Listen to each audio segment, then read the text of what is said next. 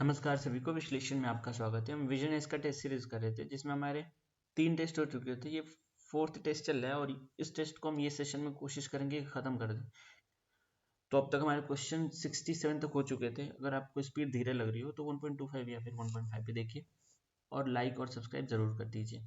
तो पहला प्रश्न आपकी स्क्रीन पे ये रहा। Consider the following statement regarding human development index HDI। ये देखो बहुत इंपॉर्टेंट टॉपिक है, ऐसे क्वेश्चन आते ही रहते हैं हमेशा। अभी रिसेंटली एक एग्जाम हुआ था यूपीपीएससी का, उसमें भी आया था ऐसे question. HDI is release by World Bank as part of human development report. World Bank इसको नहीं रिलीज करता है, इसको UNDP रिलीज करता है, ठीक है। तो ये तुम्हारा ऐसे ही गलत हो गया। यूनाइटेड नेशन डेवलपमेंट प्रोग्राम कहते हैं इसको, तो ये गलत हो गया हमारा। It measures average achievement in key dimensions of human development based on health, education and standard of living. यही क्वेश्चन पूछा था जो यूपीपीएससी में पूछा था कि ये तीनों में से कौन कौन से होते हैं। तो तीनों ही होते हैं। इसको याद करने का इजी ऑप्शन है, आप ऐसे याद कर सकते हैं इसको, लेह से याद कर सकते हैं कि लेह में साफ हवा होती है तो वहाँ पे लिविंग स्टैंडर्ड अच्छा होता है। तो एल से हो जाएगा आपका लिविंग स्टैंडर्ड, और ई से हो जाएगा एजुकेशन, एच से हो जाएगा हेल्थ। तो ऐसे याद रहेगा ये ट्रिक से, बाकी आपकी इच्छा है जैसे याद करना चाहें। The ranking are based on a source of between 0 to 1, sorry score of 0 to 1, 0 representing the lowest level of human development, ठीक है। इनका स्कोर 0 से 1 के बीच ही होता है और 1 मतलब हाईएस्ट स्कोर होता है। तो 1 किसी को भी नहीं मिलता है, यूजुअली 0.9 के आसपास ही रहते हैं, उससे कम ही रहता है। भारत का 0.4 या 5 ऐसे कुछ है। और जो विकसित देश हैं जैसे कि नॉर्वे, डेनमार्क वगैरह, उनके 0.8 समथिंग रहते हैं। तो ठीक है, ये भी ऑप्शन सही है। तो इसका आंसर होना चाहिए 1, 2 एंड 3। 2 एंड 3 दिया नहीं तो ओनली 2 हो जाएगा इसका ऑप्शन। एक्सप्लेनेशन देखते हैं, कुछ एक्स्ट्रा होगा तो पढ़ेंगे वरना छोड़ेंगे। 1990 से इसको शुरू किया, ठीक है। इसको देता है UNDP। HDI की कंपोनेंट है ह्यूमन डेवलपमेंट रिपोर्ट का। मतलब ये देखते हैं कि अब सोशो इकोनॉमिक पैरामीटर पे कौन सा देश कितना अच्छा कर रहा है। तो इसके 3 की डायमेंशंस होते हैं। पहला होता है हेल्थ, दूसरा एजुकेशन, और तीसरा लिविंग ऑफ स्टैंडर्ड। ये कोई ऑर्डर नहीं है बिल्कुल, मतलब ऊपर नीचे भी हो सकता है। तो इसमें देखते हैं कि 25 साल तक के लोगों ने कितनी पढ़ाई की है, बाकी नेशनल इनकम कितना है, उसी चीज़ को यहाँ पे इन्फोग्राफिक्स में दिया है। तो ये देखने की कोई ऐसी आवश्यकता है नहीं। अगले प्रश्न में चलते हैं। तो consider the following region: Mongolia, tundra region of Eurasia, island of Madagascar, Amazon basin. क्या पूछा है? How many of the above regions are famous for pastoral नोमैडिज्म।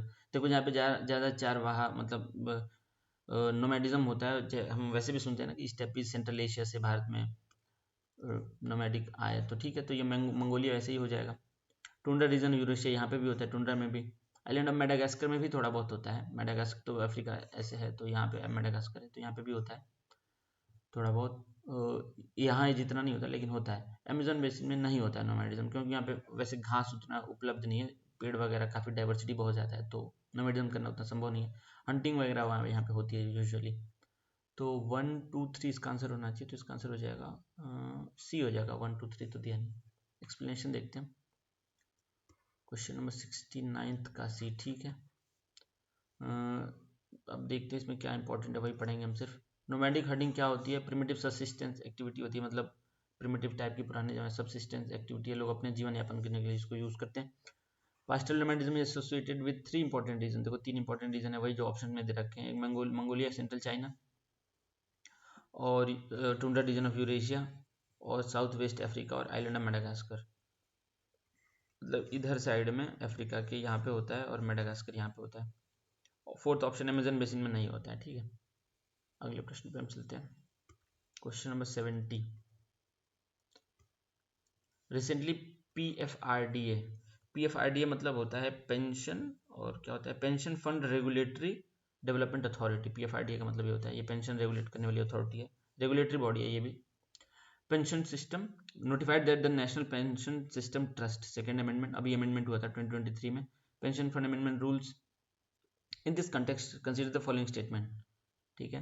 The sponsor of a pension fund shall incorporate a pension fund as a trust under the companies act 2013। देखो ये काम करना है लेकिन as a trust नहीं करना है, as a company करना है। तो सबसे बड़ी बात, जो कंपनीज एक्ट के अंतर्गत बनेगा वो एज ए कंपनी बनेगा, एज ए ट्रस्ट नहीं बनेगा। ट्रस्ट और कंपनी में फ़र्क होता है, जैसे कि ऑनरशिप में फ़र्क होता है। कंपनी किसी एक व्यक्ति की भी हो सकती है, ट्रस्ट में कई ट्रस्टी होते हैं। वैसे ही ट्रस्ट की एक बहुत बड़ी विशेषता है कि ये इसका लाइफ स्पेन 80 साल का ही होता है। जिस दिन रजिस्टर कराया आपने उससे 80 साल में ये एक्सपायर हो जाएगी। कंपनी तो इन्फाइनाइट जब तक है, उसका पीढ़ी दर पीढ़ी चलता रहता है। और इसको ट्रस्ट के लिए एक अलग से एक्ट भी है 1882 का, ट्रस्ट एक्ट करके है कुछ, और इसके लिए तो कंपनीज एक्ट है। तो ये बिल्कुल गलत हो जाता है क्योंकि यहाँ पे ट्रस्ट नहीं कंपनी होगा। It mandates trustee bank. देखो ट्रस्टी बैंक कौन होता है, जैसे कि ये पेंशन स्कीम है ना, तो जो जहाँ पे पैसे जमा होंगे नेशनल पेंशन स्कीम के तहत, कोई एक बैंक होगा जिसको सरकार मतलब PFRDA नॉमिनेट करेगा, सरकारी मान लो, तो वहीं पे पैसे जमा होंगे। तो trustee bank to take prior approval of RBI to change its status और कॉन्स्टिट्यूशन। तो ये उस बैंक को अगर कुछ अपने संविधान या फिर कुछ अंदरूनी परिवर्तन करने, कुछ बदलाव करने हैं, तो उसको RBI से पूछना पड़ेगा। तो नहीं, RBI से नहीं पूछेगा वो, क्योंकि ये तो रेगुलेटरी बॉडी इसकी स्वयं की PFRDA है ही, तो RBI भी तो खुद रेगुलेटरी बॉडी है। तो अगर उसको अपने बैंकिंग स्ट्रक्चर में अगर कुछ चेंजेस करने हैं तो वो अलग मैटर है। लेकिन अगर ट्रस्टी बैंक को, ये पेंशन वाले बैंक जो इससे अगर कोई रिलेटेड, इससे अगर कोई फर्क पड़ता है पेंशन पे, तो उसको PFRDA से पूछना पड़ता है अगर ऐसा कुछ परिवर्तन करते हैं अपने कॉन्स्टिट्यूशन में हो तो इसका होगा PFRDA हो जाएगा ये। तो ये भी गलत हो जाता है आपका। और अभी फिलहाल में NPS का ट्रस्टी बैंक एक्सिस बैंक है, ये भी जानने वाली बात है। तो इसका आंसर होना चाहिए डी, दोनों ही गलत है। एक्सप्लेनेशन देखते हैं हम। 69th 70th क्वेश्चन, तो इसमें वो रीजन दे रखे हैं कहाँ कहाँ पे होता है पास्टल नोमैडिक हर्टिंग, देख लेना एक बार मैप। क्वेश्चन में 70th का डी, ठीक है, PFRDA नोटिफाई किया, ठीक है, सब हमें नहीं देखना है। यूनियन बजट में भी दो आपने सुना होगा, NPS OPS भी था, उसी में आया था यूनियन बजट के टाइम पे, काफ़ी शोर मचा था इस पर। तो पेंशन फंड इनको कंपनीज एक्ट के अंतर्गत अपने कंपनी मतलब pension fund as a company establish करनी है, ट्रस्ट नहीं। तो ये देखने वाली बात है इंपॉर्टेंट। और दूसरा जो है ट्रस्टी बैंक अगर कुछ अगर बदलाव करता है तो उसको PFRDA से अनुमति लेनी होगी, RBI से नहीं। RBI भी रेगुलेटरी बॉडी, ये भी रेगुलेटरी बॉडी ही है। और इसमें दिया नहीं है फिलहाल। NPS का जो ट्रस्टी बैंक है वो एक्सिस बैंक है, वो भी लिख लेना चाहो तो। अगले प्रश्न में हम चलते हैं। कुछ एक्स्ट्रा दिया नहीं था, जितना बताया उतना ही दिया है। Consider the following statement regarding the population trend of developing countries. देखो ये क्वेश्चन रिपीट हो रहा है, पहले भी हम ऊपर इसका क्वेश्चन ऐसा कर चुके हैं। Developing countries have undergone a transition from high birth rate and death rate. High birth rate तो ठीक है, लेकिन हाई डेथ रेट तो नहीं होता है, फिर भी पढ़ते हैं। And to low birth rate to low death rate. देखो ये गलत हो जाएगा, क्योंकि हाई बर्थ रेट तो ठीक है, लेकिन तुरंत हाई डेथ रेट भी शुरू में तो होता है, ये तो ठीक है, लेकिन उसके बाद जो हाई बर्थ रेट ही रहता है तो डेथ रेट भी लो नहीं हो जाता है, डेथ रेट कम ही रहेगा, ठीक है। तो एक second, high birth and death rates मतलब कि हाई बर्थ रेट भी है, डेथ रेट भी हाई है, ठीक है, शुरू में क्योंकि विकसित बात, ठीक है। To low birth rate and low death rate, नहीं देखो ये है ठीक तो ठीक है, लेकिन हाई बर्थ होना चाहिए क्योंकि जनसंख्या बढ़ती रहेगी, डेथ रेट मेडिकल सुविधाएं बढ़ने के कारण डेथ रेट कम हो जाएगी, तो ये गलत है, इसकी वजह से गलत है केवल। Due to overall rising birth rate the global population exceeded 10 billion in 2023। अभी 8 बिलियन पार हुआ है, 10 बिलियन तो बहुत दूर है, 2050-60 तक होगा शायद अगर सब कुछ ठीक रहा तो ये भी गलत है आपका। पहला इसकी वजह से गलत है कि डेथ रेट घटता नहीं है, वही सामान्य ही रहता है। तो इसका आंसर होना चाहिए डी। एक्सप्लेनेशन देखते हैं हम। 71st का डी, ये क्वेश्चन रिपीट है, ऊपर भी हमने देखा था, कुछ इसमें है नहीं वैसे इंपॉर्टेंट। अब देखो 8 बिलियन 2023 में भारत इसी साल बना था, मतलब 23-24 के बीच में ही कहीं बना था, दुनिया का सबसे पॉपुलस नेशन। और 2050 तक ये उम्मीद है कि 10 बिलियन होगा, 9.7 बिलियन, वो भी अगर सब कुछ बीमारी बीच में नहीं आई तो। बाकी तो ठीक है, वही चीज़ रिपीट हो रही है ऊपर हमने जो किया था पिछले सेशन में। अगले प्रश्न पे चलते हैं। Recently the ministry of environment and forest and climate change release the status of leopards in India 2022 है, तो रिसेंटली कैसे, ठीक है। Report in this context consider the following statement, it is published every year नहीं होता है, ये 4 साल में एक बार आता है, ठीक है, लेपर्ड रिपोर्ट। इसको NTCA ले आता है, ये तो ठीक है, ये बाकी सारी बातें ठीक है, WIA के साथ मिलकर ले आता है स्टेट फॉरेस्ट डिपार्टमेंट, ठीक है, लेकिन इसको 4 साल में ले आते हैं, 1 साल में नहीं लेते, तो ये गलत हो गया। Maharashtra houses the largest population of leopards followed by Karnataka and Tamil Nadu. Maharashtra में नहीं है, मध्य प्रदेश में से सबसे ज़्यादा, तो ये भी गलत है, ठीक है। और Corbett tiger reserve had highest leopard population followed by Nagarjuna Sagar Srisailam tiger reserve. Corbett में नहीं है, कॉर्बेट में चीता ज़्यादा है, लेपर्ड कम है। ये सबसे ज़्यादा इसमें है श्रीशैलम टाइगर रिजर्व में, तो ये भी गलत हो गया आपका। तो इसका आंसर क्या होना चाहिए, 1 2 3 तीनों ही गलत है, इसका आंसर हो जाएगा कोई नहीं, इसका आंसर हो जाएगा डी।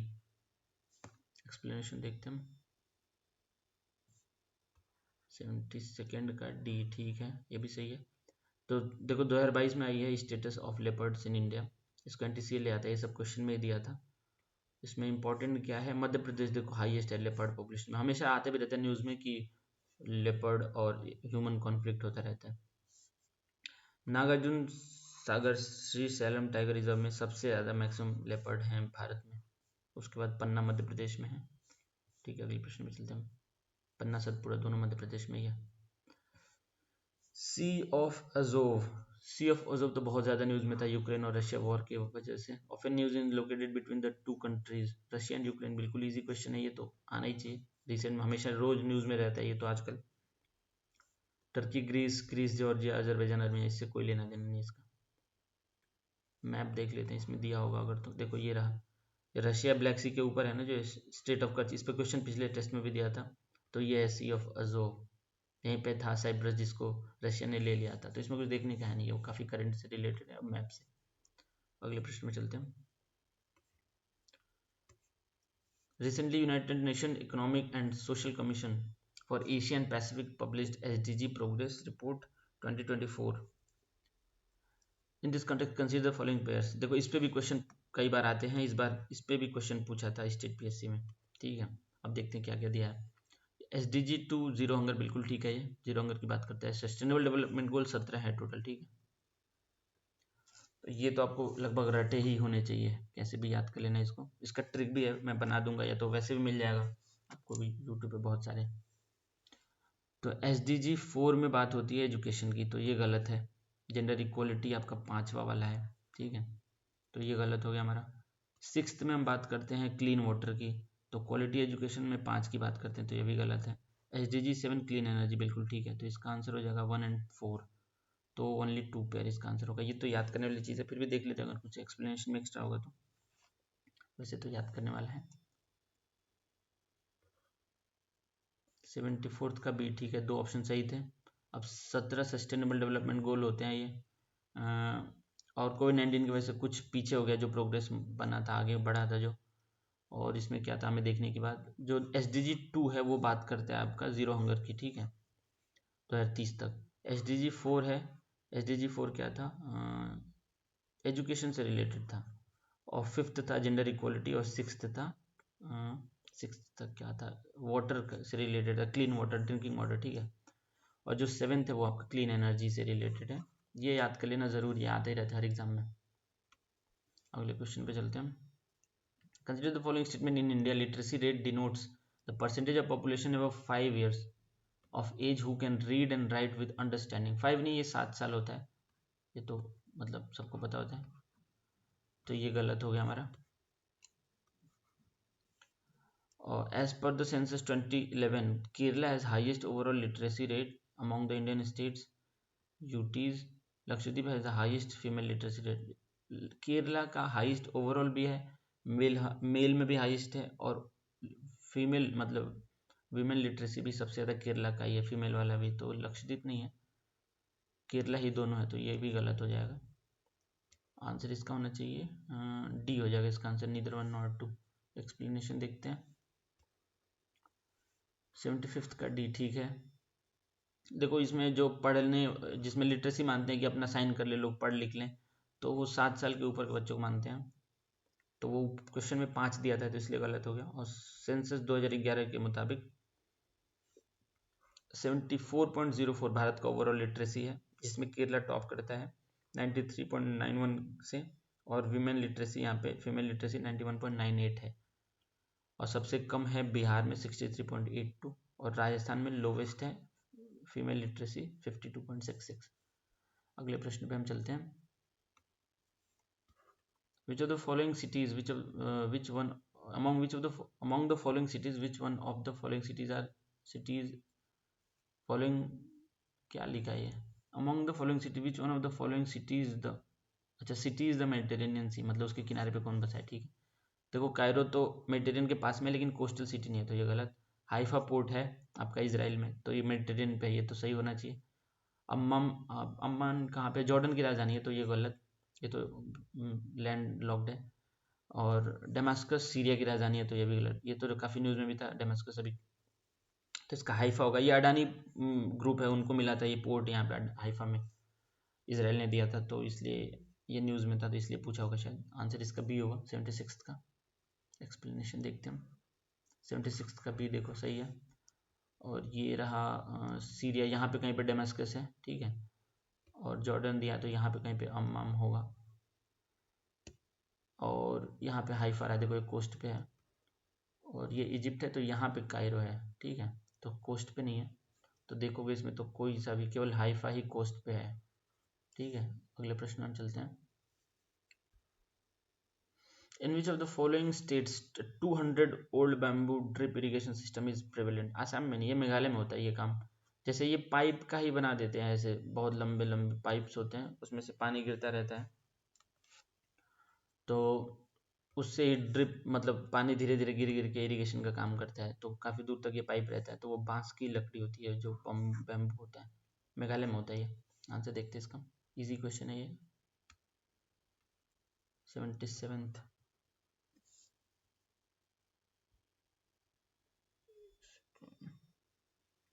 77th का सी, ठीक है। मेघालय में दो, ये 200 ईयर ओल्ड सिस्टम है, बैम्बू पाइप, 18 से 20 लीटर पानी। एक सेकेंड यार, कॉल आ रही है, ये सेशन यहीं पे बंद करते हैं अभी, मैं अगला सेशन तुरंत ही इसको कंटिन्यू करता हूँ, उसमें तुरंत खत्म कर देंगे इसको। Thank you very much for watching.